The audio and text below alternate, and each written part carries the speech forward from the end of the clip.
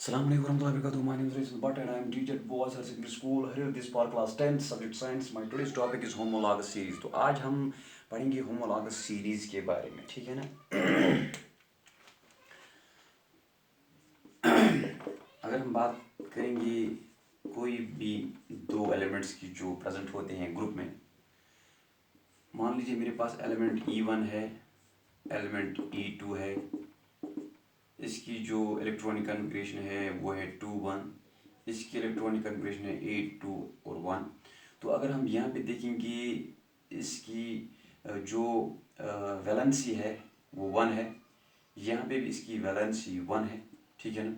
और हम ये भी बोल सकते हैं तो वैलेंस इलेक्ट्रॉन जहाँ पे एक है, यहाँ पे भी एक ही वैलेंस इलेक्ट्रॉन है, ठीक है ना?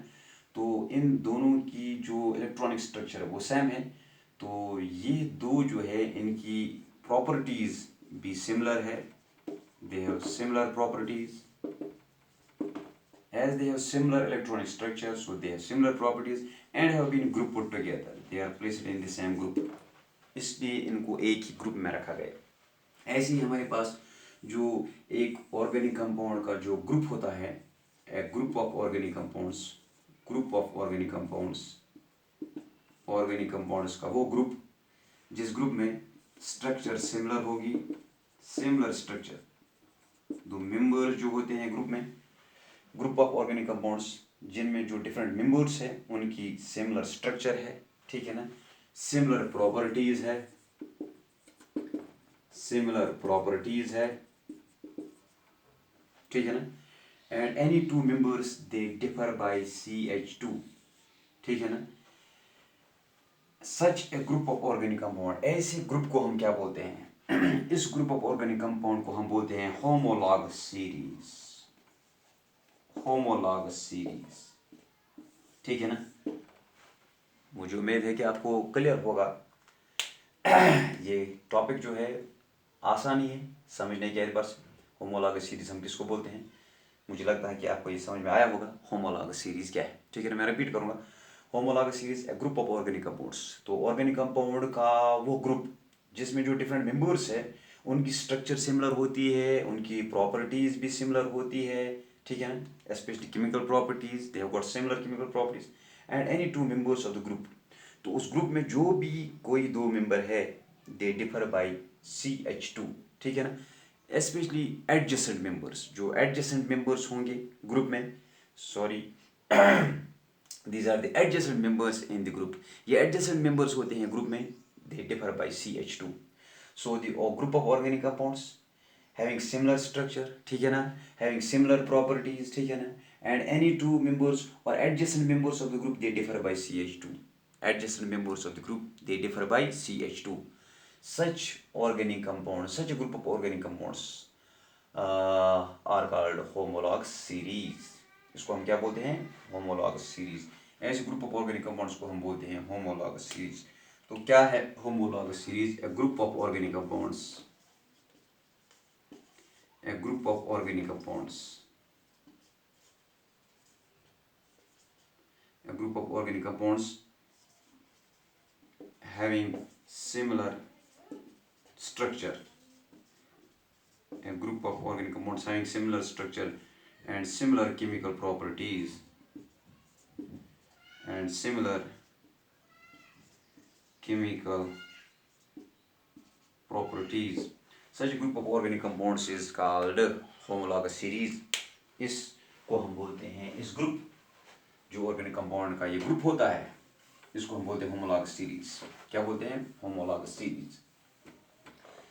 जैसा कि हमारे पास एक होमोलॉगस सीरीज जो है वो है अल्केन्स की, अल्केन्स की, ठीक है ना? अगर हम अल्केन्स की बात करेंगे, चलो लेते हैं first member CH4 C2H6 C3H8, ठीक है ना?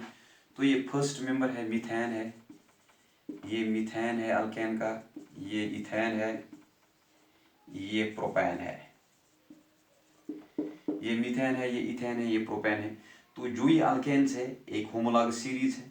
होमोलॉगस सीरीज में अब जो मीथेन की जो प्रॉपर्टी होगी, केमिकल प्रॉपर्टी, वही इथेन की है, वही प्रोपेन की है। Methane it undergoes chlorination. Ethane की भी क्लोरिनेशन होती है सब्स्टिट्यूशन रिएक्शन से, मीथेन की भी सब्स्टिट्यूशन रिएक्शन हो सकती है, इथेन के लिए भी पॉसिबल है सब्स्टिट्यूशन रिएक्शन। प्रोपेन भी दिखाता है हमें सब्स्टिट्यूशन रिएक्शन, ठीक है ना। So methane can undergo chlorination, ethane can undergo chlorination and propane can also undergo chlorination. तो ये जो मेंबर्स हैं इनकी प्रॉपर्टीज जो है, केमिकल प्रॉपर्टीज जो है सिमिलर है। अगर बात करेंगे रिगार्डिंग देयर स्ट्रक्चर, सब में सिंगल बॉन्ड्स है, so they have got similar structure. अगर बात करेंगे regarding any two adjacent members, तो अगर हम यहाँ देखेंगे तो यहाँ पे CH4 है, CH4 और C2H6 में क्या डिफरेंस है, तो यहाँ ऐड करेंगे CH2, ठीक है ना।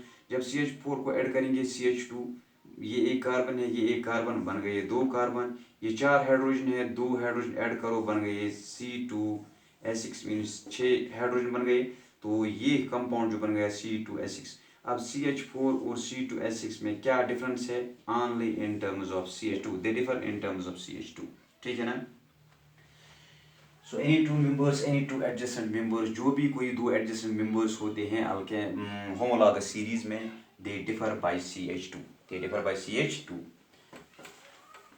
ऐसे ही हमारे पास alkenes, alkynes, we have different homologous series हमारे पास होते हैं, डिफरेंट ग्रुप्स होते हैं, मुख्तलिफ खानदान जो हमारे पास है ऑर्गेनिक कंपाउंड के, उनको हम नाम देते हैं होमोलॉगस सीरीज। तो आगे बढ़ते हैं, देखते हैं characteristics of homologous series. Characteristics of homologous series, तो होमोलॉगस सीरीज का कैरेक्टर क्या होता है।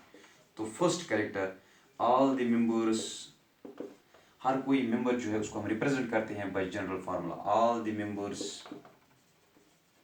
Members are represented, means all the members of homologous series, they are represented by general formula, all the members are represented by general formula। example, for alkanes, कोई भी जो member है उसको हम represent कर सकते हैं by general formula CnH2n+2, CnH2n+2 से हम इसको represent कर सकते हैं, ठीक है ना। so any two adjacent members they differ by any two adjacent members, this is second character, any two adjacent members, कोई भी दो adjacent members जो है they differ by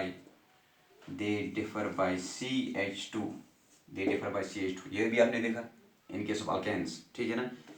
और in terms of molecular mass, any two members they differ by, any two members जो होते हैं, any two members adjacent members, any two adjacent members, ठीक है ना, adjacent members differ by 14 units in terms of molecular mass। so in terms of molecular mass, any two members they differ by 14 units in terms of molecular mass, in terms of molecular mass they differ by 14 units। अगर हम बात करेंगे in terms of molecular mass, ये carbon है, so in terms of difference, any two members जो होते हैं, कोई भी दो एडजेसेंट मेंबर्स जो होते हैं, in terms of number of carbon and hydrogen atoms they differ by CH2, and in terms of molecular mass this is 12 plus this is 2, so that is 14 units, that's why here it is 14 units. so in terms of molecular mass they differ by 14 units, and in terms of number of carbon and hydrogen atoms they differ by CH2, ठीक है ना।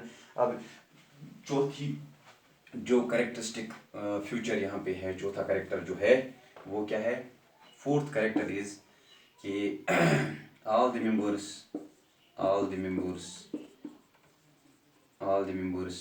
they show similar chemical properties,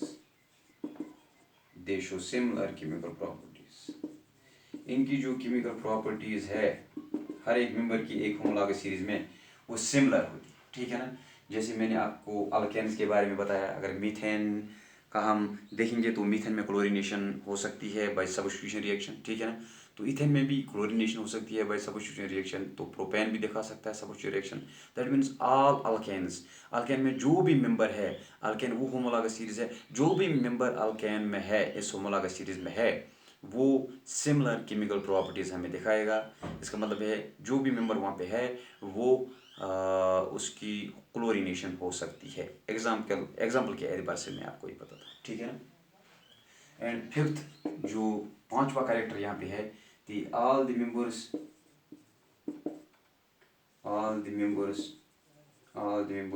they show gradual change in physical properties. अगर physical properties की बात करेंगे तो वहाँ पे क्या देखते हैं हम, तो जो फिजिकल प्रॉपर्टीज़ है थोड़ी बहुत वेरिएशन वहाँ पे आती है जब हम जाएंगे from members with low molecular mass to members with high molecular mass. चलो हम बात करते हैं अल्केन्स की। जब हम जाएंगे फ्रॉम मीथेन टू ऑनवर्ड्स, ठीक है ना, मीथेन, इथेन, प्रोपेन। जब हम जाएंगे from lower members to higher members, अगर हम अल्केन्स की बात करेंगे तो वहाँ पे जो मेल्टिंग पॉइंट और बॉइलिंग पॉइंट होता है वो इंक्रीज़ हो जाता है, ठीक है ना, due to increase in molecular mass. तो वहाँ पे मॉलिक्यूलर मास इंक्रीज़ हो जाने से जो मेल्टिंग और बॉइलिंग पॉइंट इनका है वो इंक्रीज़ हो जाएगा। दैट्स अ फिजिकल प्रॉपर्टी, ठीक है ना। अगर वो इंक्रीज़ हो जाएगा, थोड़ा इंक्रीज़ हो जाएगा, अब मसला ये है कि क्यों इंक्रीज़ हो जाएगा, that is because of increase in molecular मास। जब मॉलिक्यूलर मास इंक्रीज़ हो जाता है तो वंडर वाल्स फोर्सेज जो है वो इंक्रीज़ हो जाते हैं, ठीक है ना। तो वंडर वाल्स फोर्स जब इंक्रीज़ हो जाएंगी तो मॉलिक्यूलर मास जो होता है, वंडर वाल्स फोर्स जब इंक्रीज़ हो जाएगा because of increase in molecular mass, तो उससे फिर मेल्टिंग और बॉइलिंग पॉइंट भी थोड़ा बहुत इंक्रीज़ हो जाएगा। So that's why all the members show gradual change in physical properties. So these were the characteristics of homologous series. ये थे homologous series के characteristics, ठीक है ना। तो इंशाल्लाह कल हम इससे इंशाल्लाह आगे बढ़ेंगे तो देखेंगे डिफरेंट जो फैमिलीज़ है ऑर्गेनिक कंपाउंड्स की, उनके बारे में हम बात करेंगे, ठीक है ना। Thanks for watching.